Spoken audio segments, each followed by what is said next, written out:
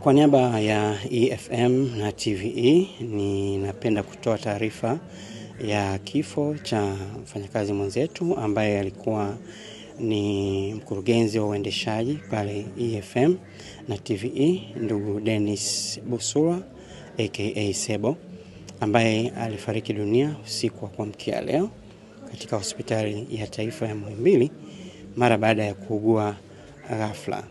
Sebo alipata maradhi ya ghafla majira ya saa 3 usiku hapo jana na kufanya jitihada za kumkimbiza hospitali, ambapo tulimpeleka hospitali ya Kitengule na kupata matibabu ya awali, ambayo mara baada ya kupata huduma pale tulipata maoni ya kumpeleka katika hospitali ya rufaa ya taifa ya Muhimbili ili kuweza kupata matibabu zaidi kutokana na changamoto ambazo zilikuwa zinamkabili.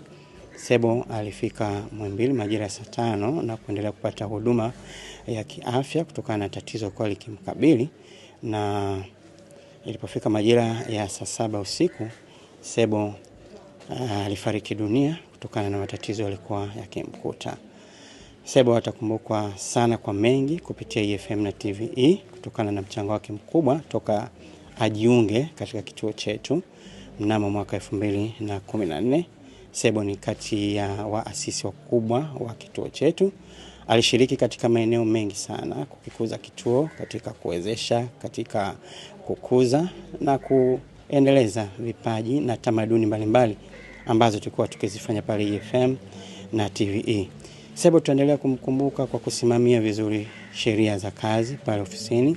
Sebo alikuwa ni mtu wa watu. Sebo alikuwa ni mtu ambaye mwenye kupenda misimamo na kuhakikisha jambo analolisimamia linakuwa na linakaa sawa bila kuwa na kipengele cha aina yoyote.